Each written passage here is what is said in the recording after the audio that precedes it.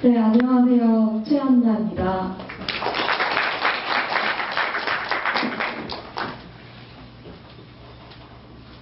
네, 저는 첫 여성 인재라고 나왔고요.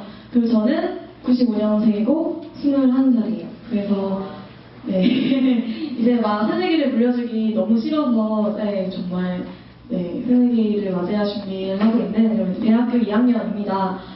제가 이곳에 서게 된 이유는 이 동사라는 키워드 때문인데요. 사실 저는 제가 이 키워드를 가지고 이 자리에 설 수 있는지 굉장히 많이 좀 의심이 됐었어요. 저는 앞에 계신 분들처럼 뭔가 특별한 그런 성과나 업적을 낸 것도 없고 지금 그냥 평범하게 대학생을 하고 있는 학생이니까요.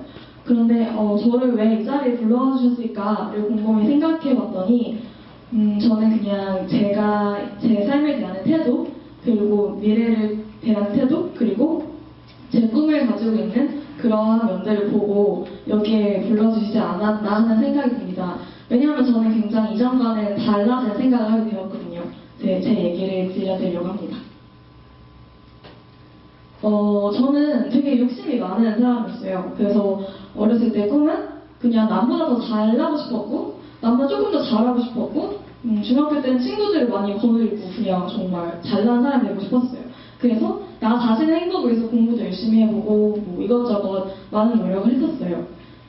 그래서 항상 그냥 제 삶의 모든 그런 목표는 나 자신을 위한 것이었습니다. 그런데 제가 굉장히 제 삶에서 충격적인 터닝포인트를 만나게 된 계기가 있었어요. 제가 바로 캄보디아라는 나라에 방문하게 된 것입니다. 저는 그곳에서 아동인권이라는 걸 주제로 이제 공부를 하려고 캄보디아에 갔는데 그때 중학교 3학년 때였어요.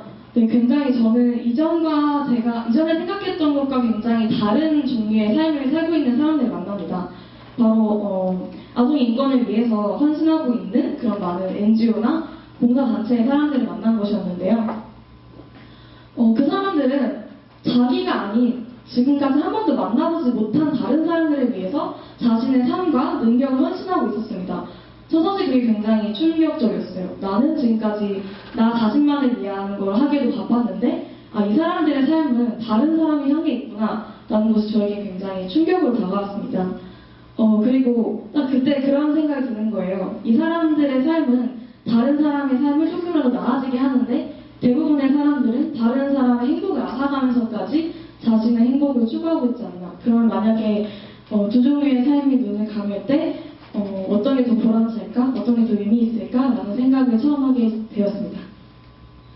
근데 그때가 중학교 3학년 때였고요. 제가 고등학교에 진학을 했어요. 근데 캄보디아에서 본 그러한 광경들 때문에 너무너무 막 가슴이 두근두근거리고 그럼 내가 뭘 할 수 있을까? 난 이제 무엇을 해야 할까? 라는 고민이 있었는데 제가 마주한 현실이 이제 입시, 공부, 야자 뭐 이런 거였습니다. 너무 답답한 거예요. 나는 그러한 거에 가슴이 뛰었는데 지금 당장 뭘 하고 싶은데 할 수 있는 여건이 되지 않는 것 같았습니다.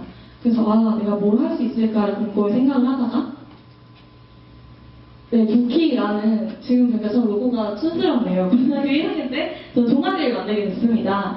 동아리가 어떤 일을 하는 동아리냐면요.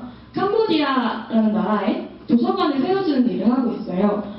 그런데 지금 딱 생각을 했을 때 도서관 왜 이렇게 많은데 굳이 왜 또 도서관을 짓나? 라는 생각을 하게 되실 거예요. 저희는 어떤 것이 다났냐면요. 제가 캄보디아에서 목격한 환경은 대부분의 도서관이 열쇠를 잊어버렸다는 이유로 또는 그냥 책이 재미없다는 이유로 방치되고 있는 게 굉장히 많았어요. 그래서 지속 가능성을 제일 큰 목표로 뒀었고 그 다음에 어른들의 도움을 받는 것이 아니라 학생들 스스로 모든 활동을 만들어 나가고 도서관 이후에 프로그램까지 기획을 하자라는 그런 두 가지 목표를 가지고 도서관을 세웠습니다.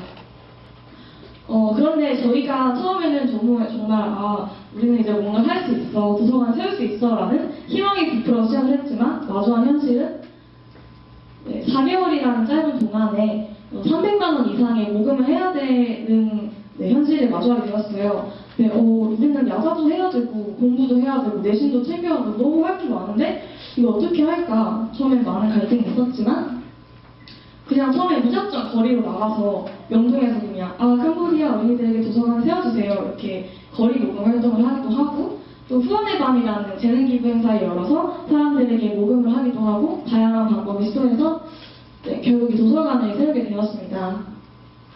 그래서 캄보디아 아이들이 처음에는 많은 어려움이 있었지만 지금은 책을 활용한 교육도 많이 이루어지고 있고요. 그리고 전에는 없었던 그런 많은 모습들이 보이고 있어요. 그냥 놀 것조차 없었던 아이들이 도서관에 와서 책을 읽고 꿈을 꾸고 심지어 저에게는 영어 동화책을 보고 나는 통역사라는 꿈을 가지게 되었다라고 이야기를 할 정도로 작지만 큰 변화를 만들어 나가고 있습니다. 네, 그리고 저는 고등학교를 졸업하고 이제 대학에 와서 이제 막 2학년에 올라갈 준비를 하고 있는데요. 저는 이런 활동을 하게 된 이후에 국제개발협력이라는 꿈을 가지게 되었어요. 그래서 이전에는 그냥 다른 사람이 행복하게 해주는 삶을 살자라는 너무나도 그렇게 추상적인 생각만 가지고 있다가 이런저런 일들, 내 가슴 시키는 일을 하다 보니까 도움받는 사람들이 스스로 일어날 수 있는 그런 환경을 마련해주는 사람이 되자라는 구체적인 꿈을 가지게 되었습니다. 그래서 지금도 학교에서 사회복지학을 전공을 하면서 공부도 열심히 하고 있고 또 NGO에 들어가서 이런저런 활동도 하고 있고 네, 그렇습니다. 네, 그래서 제가 이제 마무리를 하려고 하는데요. 정말 전해드릴 말씀은 많이 없었지만 요약을 한다면 딱 이거인 것 같아요. Now, here, best라고 적었는데 지금 당장 내가 있는 이 자리에서 내가 할 수 있는 최선의 일을 하자라는 좌우명을 저는 가지게 되었어요. 처음에는 정말 구체적이지도 않고 남들이 봤을 때는 어떻게 도서관을 지어? 네가 어떻게 이런 일을 해? 라는 그런 질문도 많이 받았지만 내가 지금 내가 하고 싶은 일 그리고 내가 꾸는 꿈을 향해서 지금 당장 할 수 있는 최선의 일을 할 때 저는 고등학교 때도 너무 행복했고 지금도 너무 행복하고 또 꿈을 향해서 갈 수 있는 가장 빠른 길이 아닌가라는 생각이 듭니다. 그래서 비록 지금은 이제 학기를 개강할 준비를 하고 있지만 요즘에 또 다시 캄보디아의 그런 더운 기온이 그립더라고요. 그래서 곧 27일날 다시 5번째로 캄보디아를 가고 이후에는 조금 더 적극적인 그런 일들을 하려는 계획이 있습니다. 지금까지 저의 이야기를 들어주셔서 감사합니다.